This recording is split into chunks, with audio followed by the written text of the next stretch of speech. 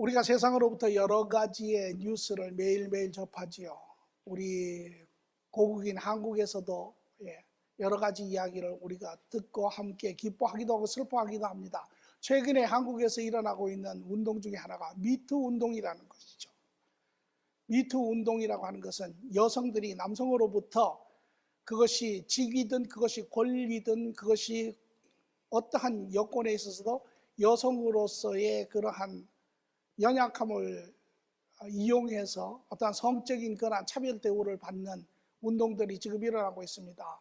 우리 한국 문화는 원래 한문화라고 이야기하죠. 수치문화라고 이야기합니다. 그래서 어려서부터 우리가 살아온 그 환경과 여건과 모든 것이 자기의 부끄러움을 잘 드러내지 못하는 그러한 문화 여건이었는데, 지금 용감한 사람들이 일어나서 그러한 자기의 수치되는 부분들을, 또 어떤 사람은 오랜 세월 동안 10년씩 20년씩 그것을 부끄럽게 여기며 살았던 사람들이 일어나 그들의 목소리들을 높이기 시작을 합니다. 주위에 많은 사람들이 격려를 하고 박수를 치고 용감하다고, 잘했다고, 그리고 이것은 사회 안에 전체적으로 어떠한 그런 큰 변화와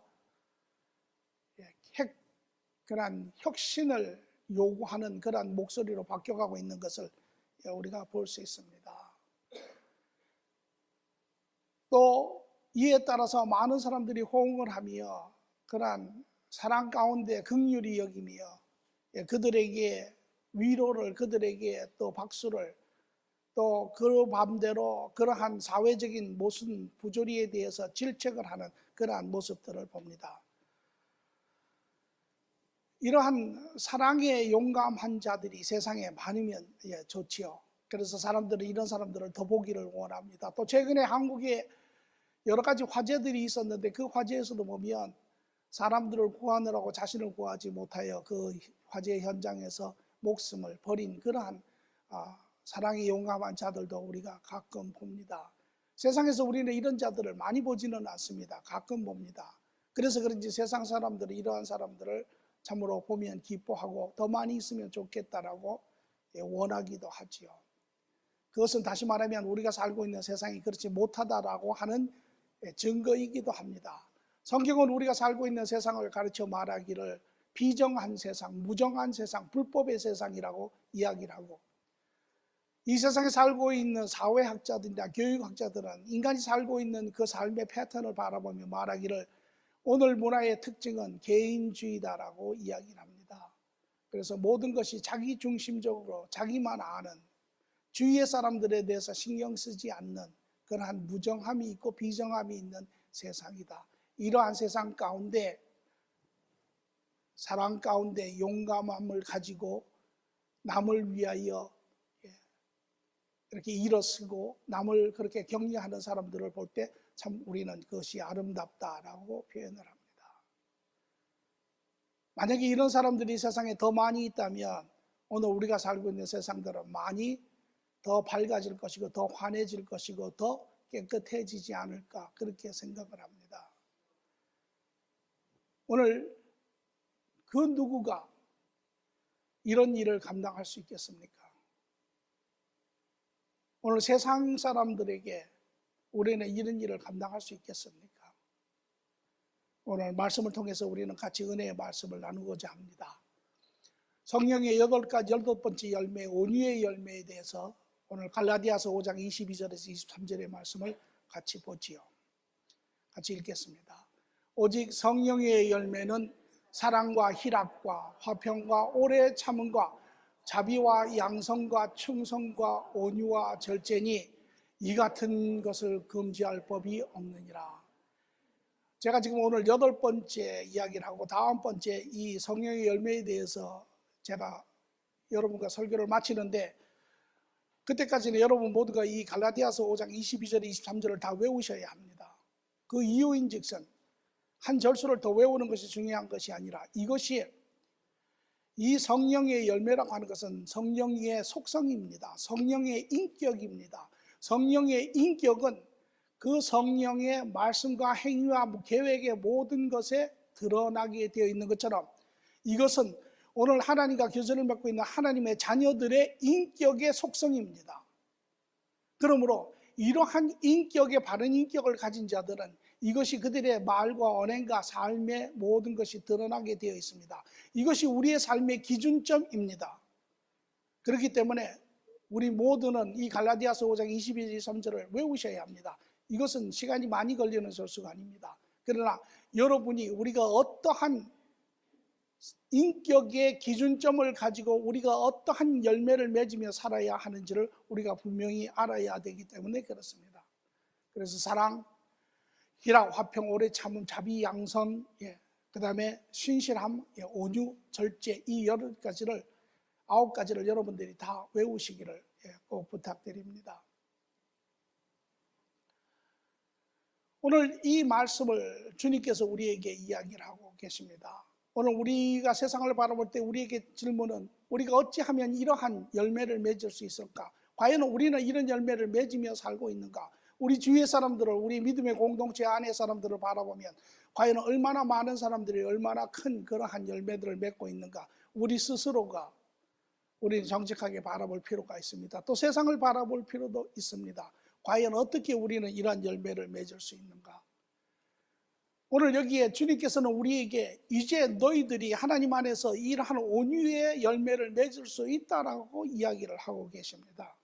다시 말하면 여러분과 저는 우리가 하나님과의 관계가 회복되기 전에 우리가 세상 가운데 살 때 우리는 이러한 열매를 사실을 잘 맺지 못했습니다. 그러나 이제 하나님의 자녀가 된 여러분들은 그리스도로 말미암아 성령 안에서 이제 하나님으로 인해서 새롭게 지어진 피조물이라는 것입니다. 오늘 우리가 분명히 알아야 되는 것은 이 하나님이 우리에게 향해서 이미 이루어 놓으신 이 계획 안에 우리가 할 수 있다라고 하는 사실을 우리는 확인을 하는 것이 중요합니다. 여러분 가운데 과연 내가 이런 열매를 맺을 수 있을까?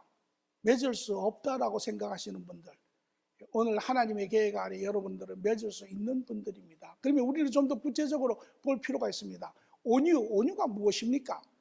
우리는 이제까지 성령의 9가지 열매를 보았죠.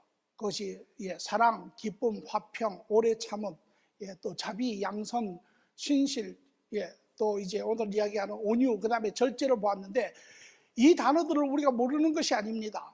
그러나 오늘 우리가 이제까지의 말씀을 통해서 우리가 경험한 것처럼 하나님이 우리에게 이야기하시는 그 단어의 의미와 우리가 세상으로부터 듣고 경험한 의미는 아주 전혀 다른 의미입니다.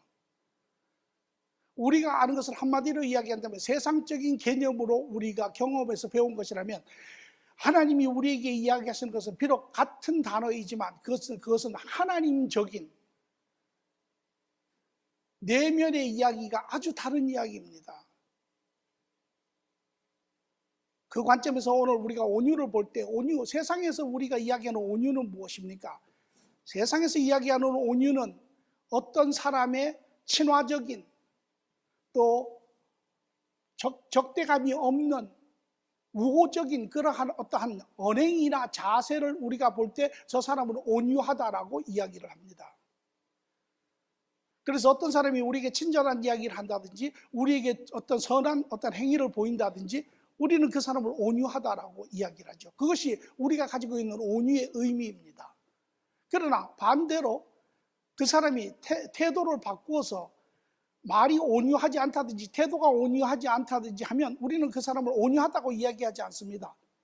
교만하다고 이야기를 하죠. 또 어떨 때는 그 사람이 똑같은 행동과 친화적인 모습을 보인다 할지라도 우리의 내면이 편치 아니하면 그것이 온유로 받아지지 않습니다. 그래서 세상에서 우리가 알고 있는 온유라고 하는 것은 그것은 우리의 느낌과 관계가 있고 그 사람의 태도와 관계가 있습니다. 느낌이 좋지 않으면 태도가 불량하면 우리는 온유하지 않다라고 이야기합니다. 이것이 우리가 세상에서 배웠고 세상에서 행하고 있는 온유의 모습입니다. 그러나 하나님이 오늘 우리에게 이야기하는 온유는 그 의미가 아닙니다. 그 의미보다도 훨씬 더 원천적이고 근본적인 바른 그러한 의미입니다. 하나님이 이야기하시는 온유는 이것입니다. 내 자아를 내려놓고 내 자신의 자아를 하나님 앞에 굴복시키고 내 문을 열어 내 틀을 열어서 다른 사람을 바라보며 다른 사람의 삶의 필요나 요구들을 사랑 가운데 행동으로 만족시킴으로 인하여 오는 것이 온유입니다. 그것이 참 온유입니다. 다시 한번 말씀드립니다. 온유는 태도나 감정이 아니라 실질적으로 내가 나 자아 중심적인 내 생각을 내려놓고 다른 사람들을 보고 품으며 그들의 필요를 만족시킬 때, 사랑의 행위로 만족시킬 때 이것을 온유라고 이야기합니다. 오늘 아마 여러분 가운데 이것을 들으면서 그것이 과연 가합니까? 그것이 불가하지 않습니까? 오늘 과연 우리 주위에 보면 얼마나 많은 사람들이 자신의 생각을 내려놓고 자신의 원함을 내려놓고 자신의 바람을 내려놓고 자신의 만족을 내려놓고 자신의 쾌락을 내려놓고 주위의 사람들을 바라보며 그들의 삶에 필요한 것이 무엇인지를 바라보며 진정으로 사랑 가운데 그들에게 가서 그것을 만족시키는 사람은 주위에 얼마나 있습니까? 많지 않습니다. 우리도 세상 살았을 때는 그런 행위 못했습니다. 왜? 모든 것이 내가 우선이니까. 내 만족이 우선이고 내 원함이 우선이고 내 쾌락이 먼저고 그 후에 여분이 있으면 시간적으로 물질적으로 여분이 있으면 우리가 어느 정도 베풀어 주는 것, 그것은 하나님 이야기하시는 참 온유가 아닙니다. 오늘 그런데 하나님께서는 이제는 너희가 할 수 있다라는 것입니다. 여러분 아셨습니까? 여러분 그런 온유를 행하시며 사셨습니까? 그러시면 여러분은 참 복이 있는 분입니다. 그러나 혹 여러분이 여전히 하나님을 알고 하나님과 관계를 하신다고 하면서도 여전히 이러한 온유를 품지 못하고 행하지 못하고 살았더라면 우리는 오늘 이 시간 다시 깊게 생각을 해봐야 합니다. 이런 온유가 여러분들에게 생소합니까? 그렇지 않습니다. 우리는 이 하나님의 온유를 이미 경험한 적이 있습니다. 언제? 우리가 예수 그리스도 앞에 왔을 때. 빌립보서 2장 6절에서 8절의 말씀은 이렇게 이야기합니다. 그는 근본 하나님의 본체시라 하나님과 동등함을 취할 것으로 여기지 아니하시고 오히려 자기를 비워 종의 형체를 가지사 사람과 같이 되셨고 사람의 모양으로 나타나사 자기를 낮추고 죽기까지 복종하셨으니 곧 십자가의 죽음이시라. 이게 하나님의 온유와 무슨 관계가 있습니까? 이것이죠. 하나님이 인간 모두가 죄 가운데 모두 악한 행위들을 하며 살 때 자기 중심적으로 자기가 원하는 것을 자기의 욕심을 쫓아 살 때 하나님께서 그것을 보셨습니다. 하나님이 우리를 외면하셔도 아무 할 예의가 없습니다. 그럼에도 불구하고 하나님은 그러한 인간을 보시고 자기를 비우시고 오히려 우리의 인간의 가장 연약하고 그 죄 가운데 헤매고 있는 그 인간을 바라보시며 이 땅에 오셔서 인간이 가장 필요로 한 그 죄를 위하여 자기의 사랑 가운데 십자가에 자기를 내어 주셨다는 것입니다. 이것이 온유입니다. 물론 이 과정 안에는 사랑도 들어있고 자비도 들어있고 모든 부분들이 화평도 들어있고 모든 부분이 들어있습니다. 그러나 이러한 자기를 비우시고 우리의 필요를 바라보시고 자기의 모든 것을 버려서 우리를 충족케 하시는 그것이 바로 참 온유입니다. 오늘 하나님은 우리에게 그런 온유를 맺으며 살라라고 이야기했습니다. 그 말이 여러분에게 두렵습니까? 그 말이 여러분에게 불가합니다라고 이야기를 합니까?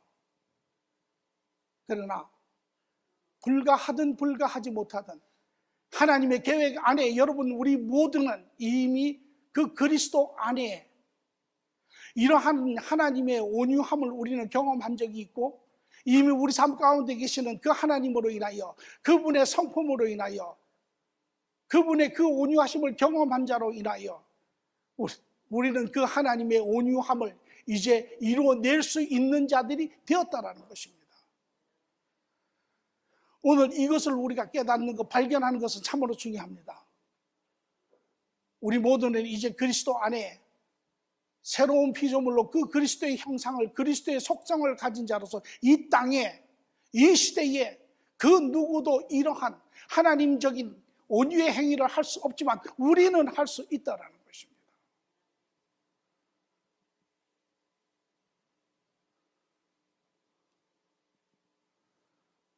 그럼에도 불구하고 우리는 현실의 우리의 모습을 부인할 수는 없습니다. 여러분 가운데는 이러한 하나님의 계획 안에 이것을 이미 깨닫고 온유를 이루시려고 하는 분도 있고, 깨닫지 못하고 여전히 인간적인 방법으로, 세상의 방법에 온유를 가지고 좌충우돌하는 분들도 있습니다. 그러나 중요한 것은 현실에 우리가 그러한 온유를 깨닫지 못한다는 것이, 열매 맺지 못한다는 것입니다. 왜 그렇습니까? 우리 안에 두 지체가 싸우고 있고 우리 안에 여전히 죄성이 과정 안에 살고 있다라고 하는 사실이죠.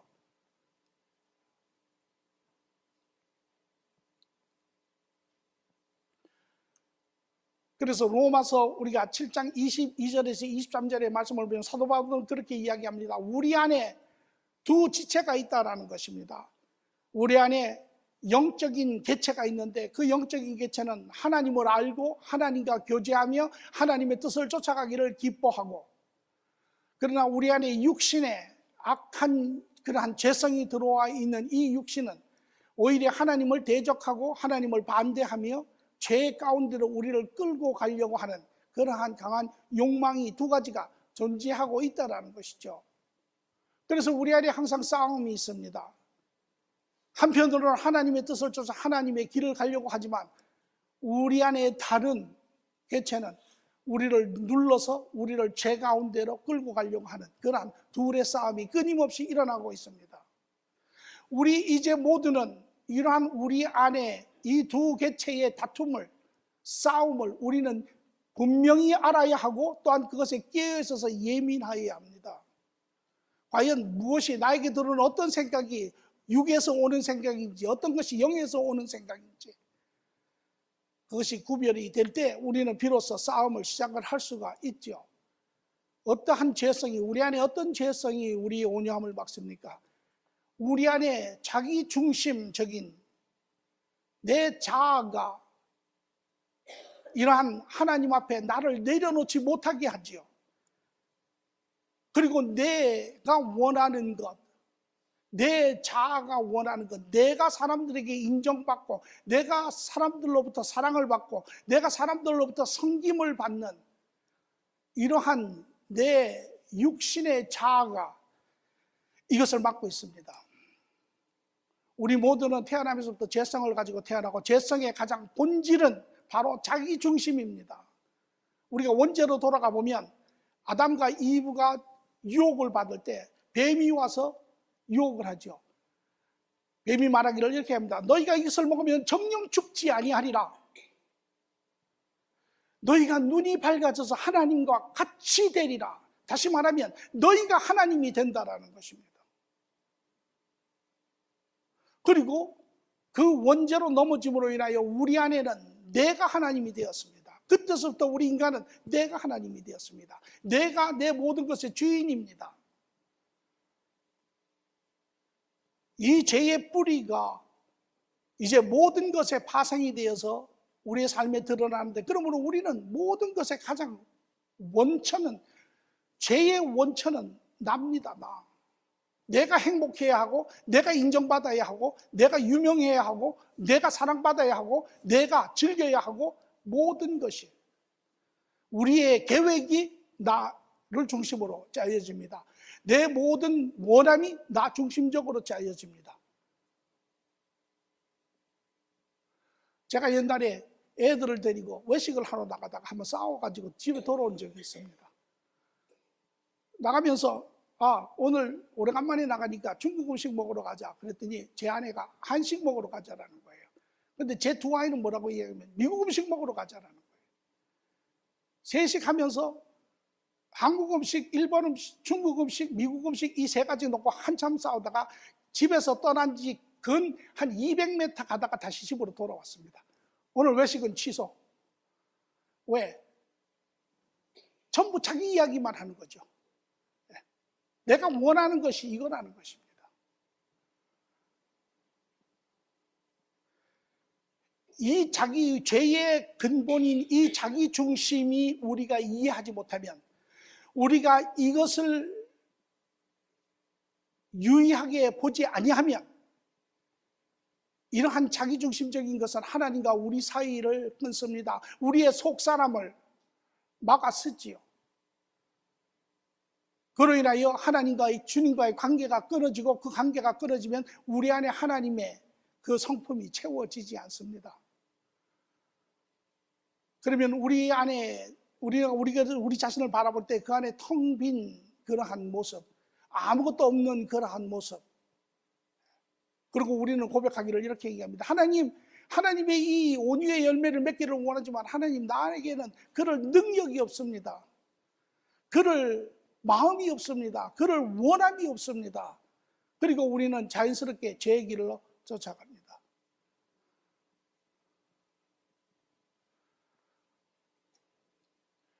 그래서 야고보서 4장 1절에서 2절은 이렇게 이야기합니다. 너희 중에 싸움이 어디로부터, 다툼이 어디로부터 나느냐? 너희 지체 중에서 싸우는 정욕으로부터 나는 것이 아니냐? 너희는 욕심을 내어도 얻지 못하고 살인하며 시기하여도 능히 취하지 못하므로 다투고 싸우는도다. 너희가 얻지 못하면 구하지 아니하기 때문이라. 모든 인간들의 충동, 그것이 싸움이든 언행이든 시기든 질투든 모든 인간과 인간 사이의 충돌의 근원은 바로 내 안에 있는 내 욕심이라는 것입니다. 자기중심적인 욕심. 이 자기적인 중심이 없다면 우리는 결국 싸울 일이 없습니다. 내가 더 가져야 하고, 내가 더 좋은 거 가져야 하고, 내가 더 많이 가져야 하고, 내가 먼저 가져야 하고. 여러분, 줄 서는데 한번 가보세요. 음식점에 가면 줄들이 이렇게 쭉 서죠. 그러면 여러분 잘 듣는 이야기가 뭡니까? 새치기 하지 마세요. 그러죠. 새치기 왜 합니까? 내가 먼저 들어가야 되고, 내가 빨리 먹어야 되고, 그런 거죠.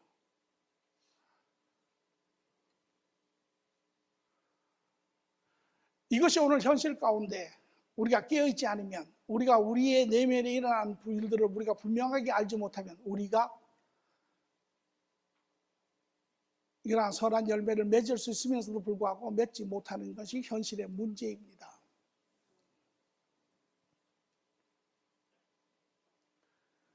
그러므로 이제 하나님 안에 새롭게 지어진 피조물인 것을 우리가 새롭게 확인하고, 이제 그러나 그 안에 현실적으로 우리 안에 두 지체가 존재하고 있는 것을 우리는 이제 분명하게 알아야 됩니다.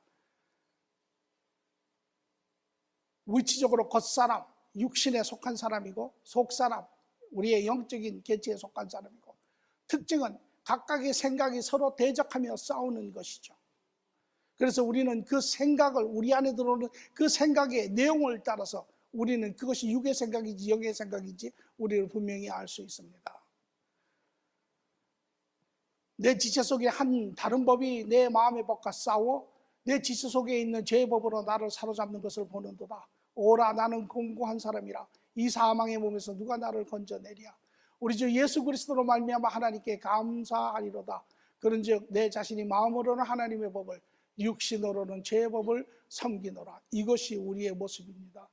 여러분의 인격, 우리의 인격이라고 하는 것은 이 두 사람이 서로 싸우며, 여러분의 마음판이라고 하는 그 그릇 안에 어떤 사람이, 어떤 지체가 더 그의 성향을, 그의 성품을 채우느냐가 우리의 내면의 인격이라고 볼 수 있습니다. 이제 이런 사람들이 알아야 하는 또 하는 것은, 이제 우리는 이러한 하나님의 계획 안에 비록 두 지체가 싸우고 있지만 이제는 우리는 바른 선택으로 우리는 이 열매를 맺을 수 있다라고 하는 사실입니다. 로마서 6장 12절 13절에 너희는 죄가 너의 죽을 몸을 지배하지 못하게 하여. 여러분, 어떤 상황이 생겼을 때 여러분이 선택을 안 하고 가만히 있으면 여러분의 육신이, 강한 육신이 여러분을 끌고 갑니다. 여러분을 위해서 대신 선택을 해줍니다. 한번 해보세요. 백발백중 여러분은 죄 가운데로 갑니다. 그러나 지배하지 못하게 하여 몸의 사육에 순종하지 말고 또한 너의 지체를 불의의 무게로 죄에 내어주지 말라. 문을 열지 말라라는 것입니다. 동의하지 말라라는 것입니다. 오직 너희 자신을 죽은 자 가운데서 다시 살린 자와 같이 하나님께 드리며 너희 지체를 의의 무기로 하나님께 드리라. 이제 선택의 여지가 우리에게 있습니다. 이제 우리가 하나님을 선택하면, 하나님과 동의하면, 우리가 하나님의 그 길을 가기를 우리가 결정하면 하나님께서 우리와 함께 하시고 이제 하나님께서 말씀하시기를 너의 전쟁은 나에게 속한 것이라는 것이죠. 그리고 우리의 죄성을 깨트리며 우리로 하여금 선한 길을 가게 하십니다. 그러나 우리가 선택하지 아니하고 내어두면, 아니면 우리가 그 육신의 잡아당김이 강하여 그 육신의 길을 선택하면 우리는 죄의 길로, 그래서 불의의 몸을 내어줄 수밖에 없지요. 몸이 더러워집니다. 심령도 더러워지고 악하여집니다. 그러나 하나님 앞에 우리를 내어드리면 우리의 심령이 깨끗해지고 우리의 몸이 깨끗해지죠.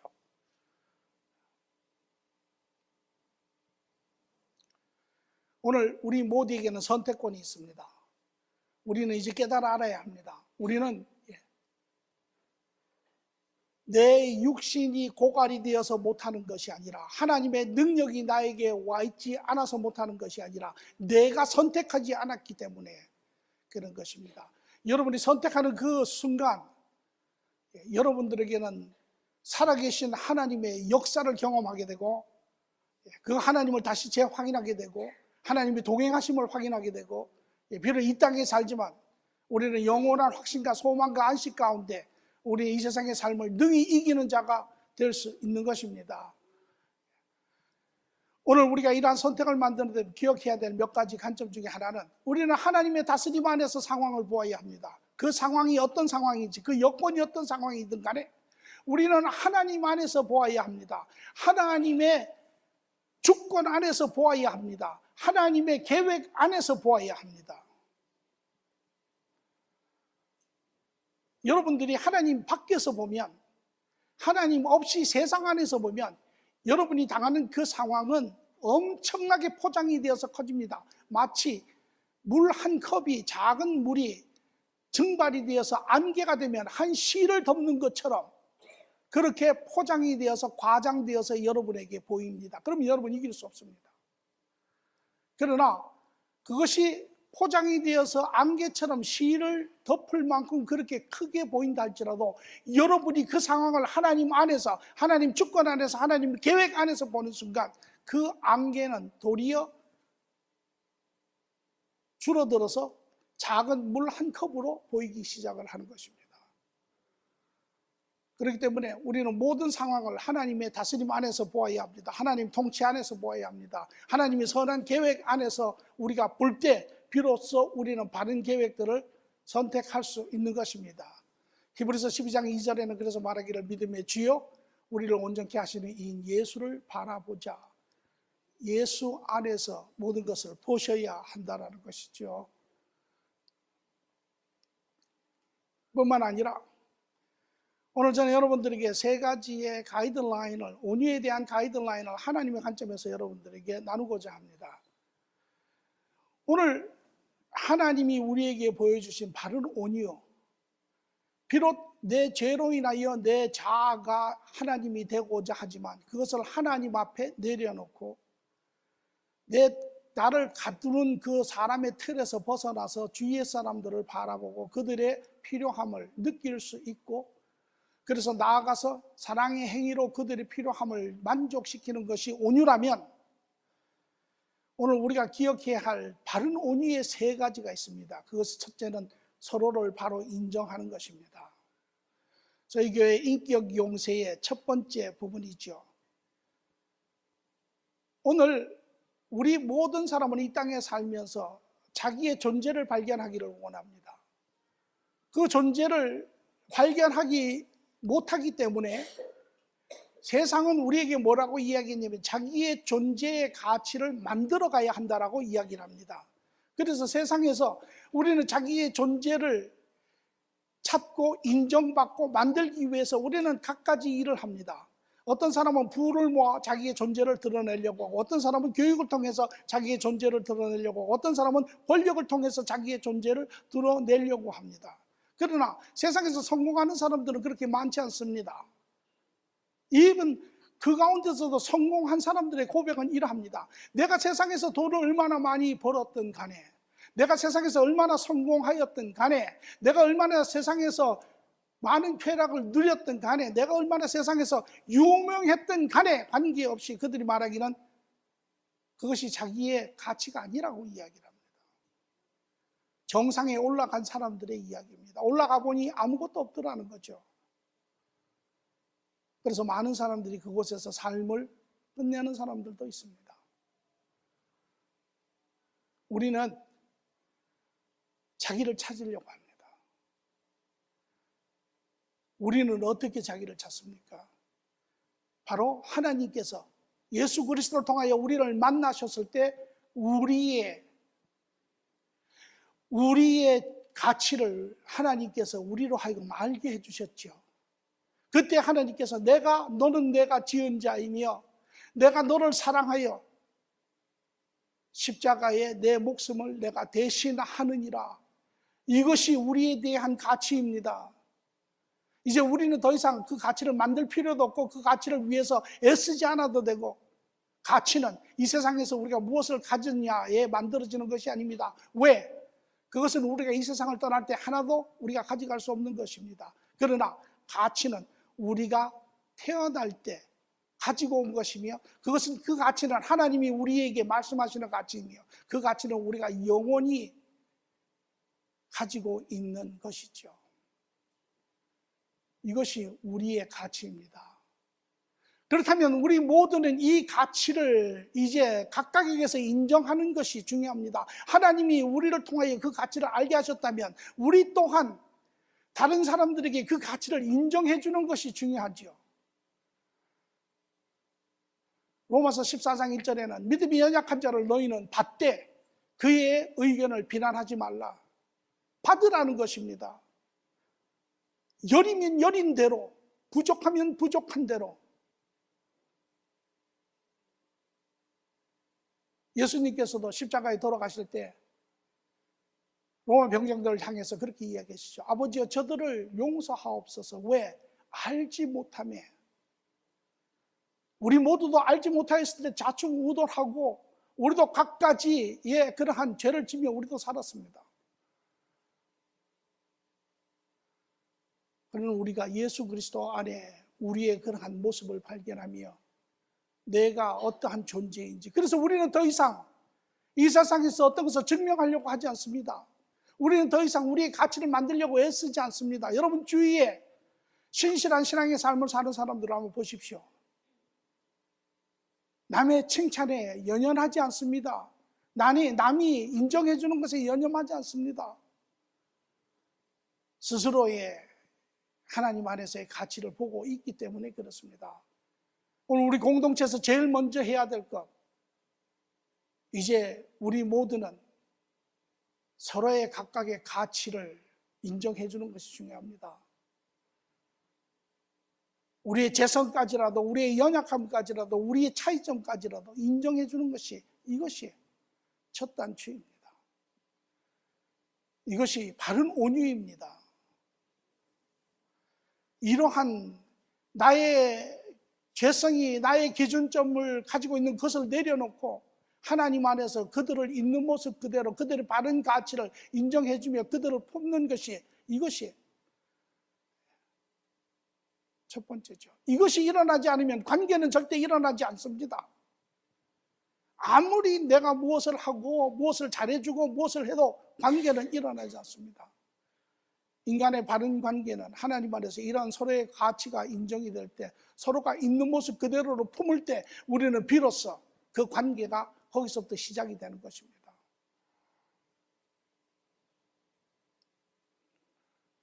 두 번째는 인격 용서의 격려지만 그것은 건너고, 세 번째 용서하는 것입니다. 용서하고 품는 것입니다.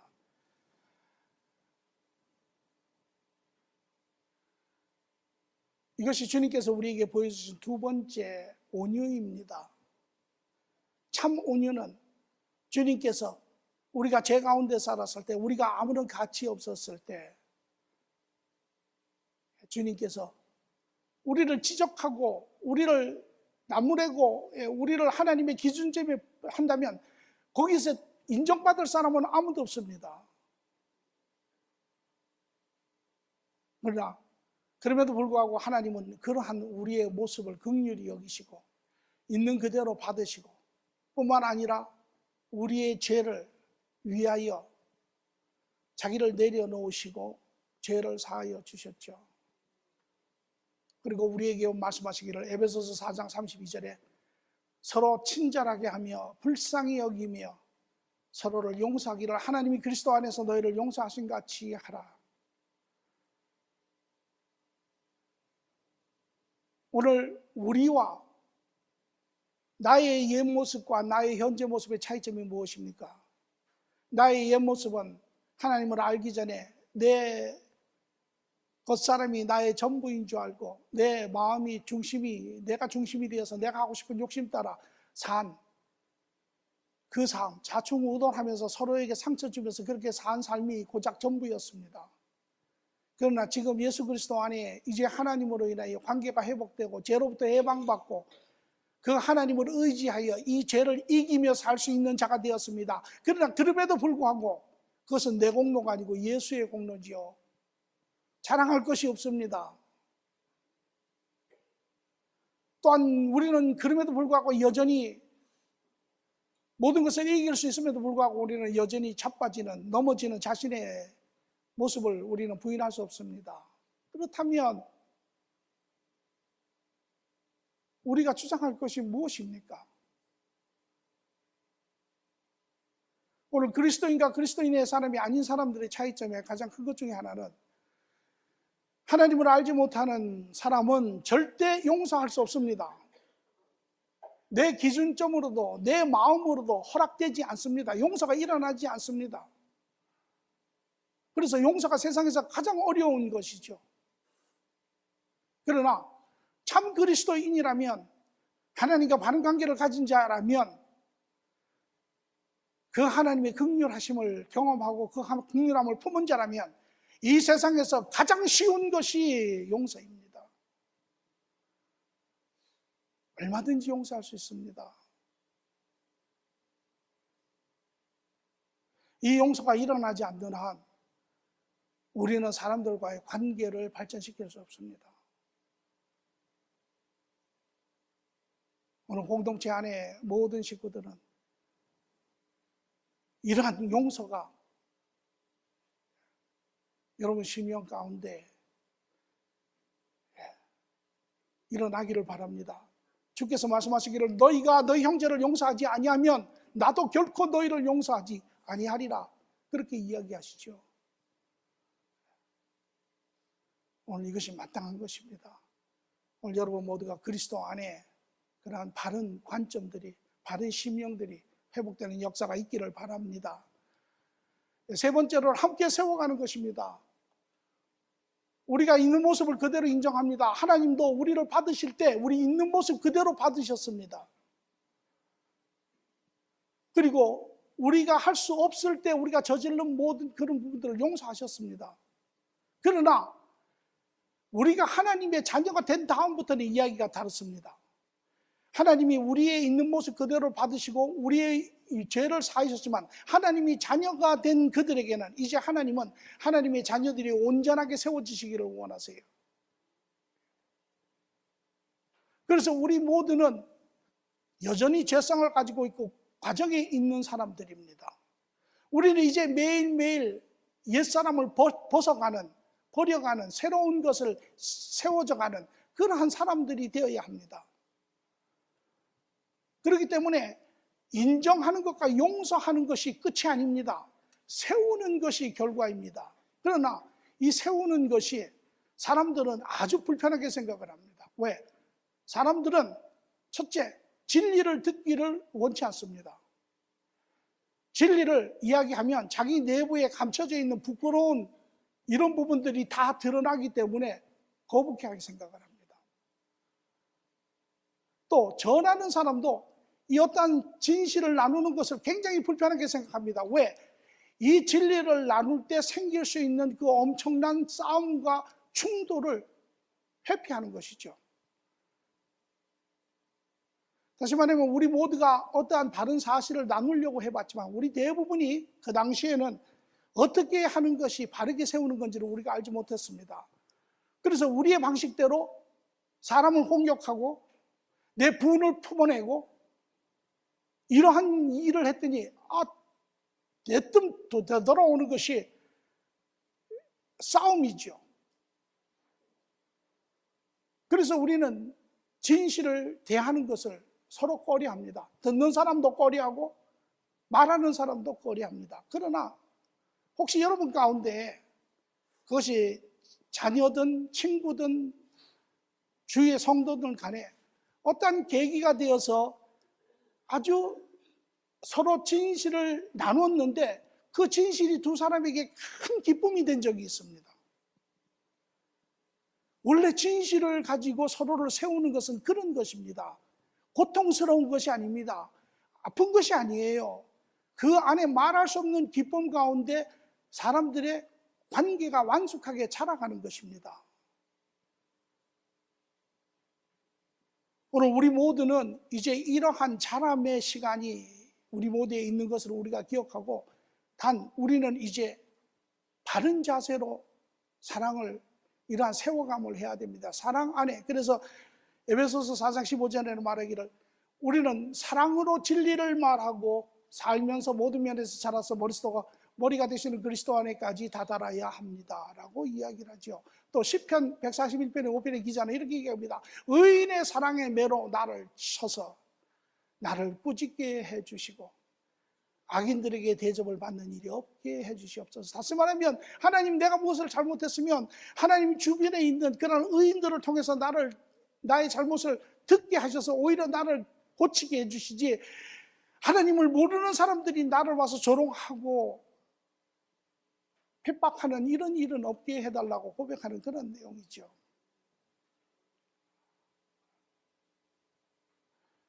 반드시 이런 일이 있기 때문에 그렇습니다. 우리는 우리 믿음의 사람들끼리 서로 기쁨 가운데 세워짐의 시간이 있어야 합니다. 왜? 우리는 완전하지 못하기 때문에, 우리는 여전히 넘어지기 때문에 이러한 넘어지는 사람을 세상에서는 이해하지 못합니다. 그리고 세상은 우리를 조소하고 지적하고 비난하고 그렇게 하지요.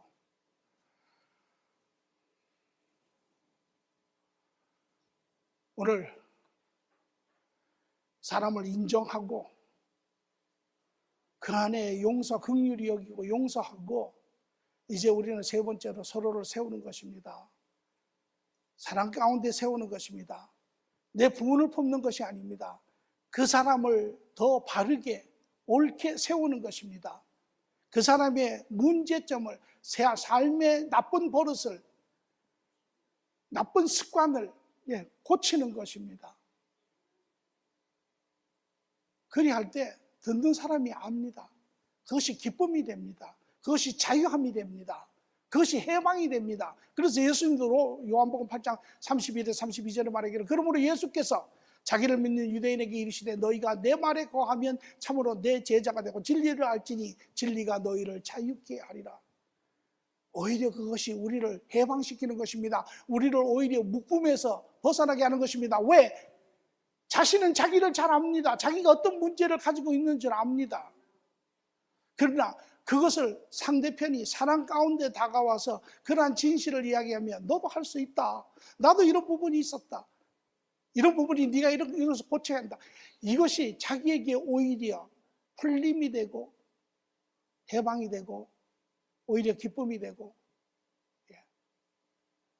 묶임에서 벗어나는 것이죠. 오늘 우리 공동체 모든 식구들은 이제 서로 사랑 가운데 진리를 나누는 것을 두려워하지 마십시오.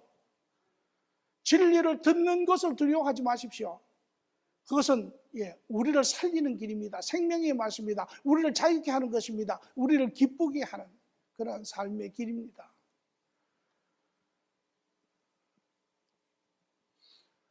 오늘 이것이 주님께서 우리에게 보여주는 세 가지의 큰 온유입니다. 우리를 있는 모습 그대로 받아주시고 우리를 그 온유함을 느끼게 하시고 이제 우리도 사람들에게 나서 그들을 있는 모습 그대로 사랑 가운데 받아주는 그 행위가 바로 온유입니다.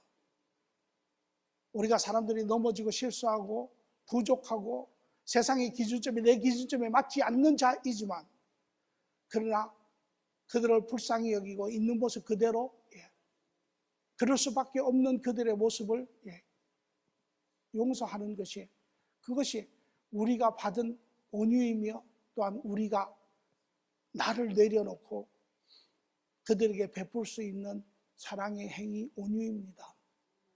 우리가 이제 서로를 세우는 것 우리 모두가 다 불완전합니다. 우리 모두가 다 지어져 가는 과정에 있습니다. 우리 모두가 이제 서로를 세우기 위하여 서로의 그런 아픔에서 벗어나게 하기 위하여 우리가 진실하게 이야기하는 이것이 바로 하나님께서 우리에게 행하신 것이며 우리가 그들에게 행할 수 있는 사랑의 표현이요 사랑의 행위입니다. 이것이 온유입니다. 오늘 이러한 하나님의 사랑을 경험하신 자들이 우리는 이 말씀을 통하여 하나님 이제 바라기는 제가 그 온유의 열매를 맺을 수 있습니다.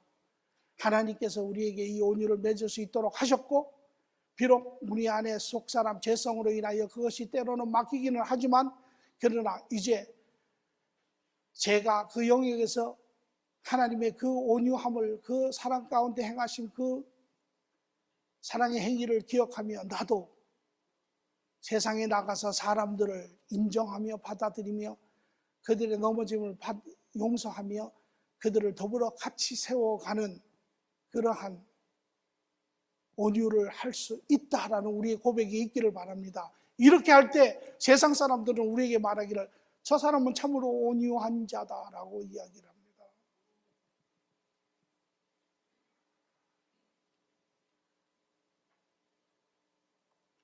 오늘 혹 여러분 가운데 여러분 부부 간에 여러분 가정의 자녀 간에 또 공동체 안에 성도들 간에 아직 이러한 온유의 부분이 일어나지 않았으면 우리는 여기서부터 시작해야 합니다. 우리는 할 수 있습니다. 우리는 이제 이리 더불어 같이 공동체를 세워 나가는 사람입니다. 누구 한 사람도 완전하지 못합니다. 모든 사람들이 과정에 있습니다. 그러나 할 수 없는 우리를 할 수 있게끔 만드신 그 하나님의 은혜 가운데 우리는 능히 할 수 있는 자들입니다. 바라기를 이제 한 주 여러분 10년 가운데 혁명이 일어나기를 바랍니다. 여러분의 10년 가운데 혁신이 일어나기를 바랍니다. 여러분의 10년 가운데 성령의 타치하심으로 인하여 살아남이 일어남이 있기를 바랍니다. 그래서 여러분이 가는 곳곳마다 여러분의 온유함의 타치로 인하여 여러분의 자녀들이 여러분의 부부 삶이 여러분의 공동체가 여러분의 주위의 모든 사람들이 살아나는 역사가 있기를 간절히 바랍니다. 좋으신 주님 감사합니다. 성령의 9가지 열매 중에 하나님 8가지 온유에 대해서 오늘 하나님의 말씀을 보았습니다. 하나님 참으로 감사합니다.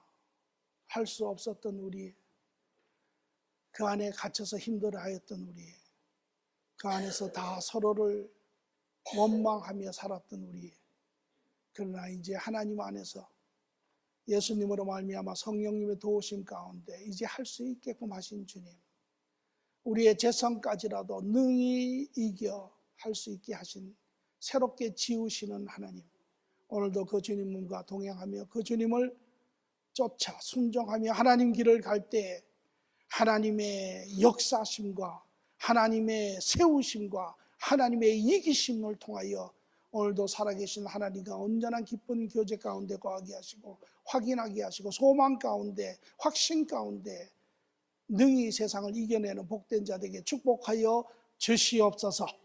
감사하며 예수님의 이름으로 기도합니다.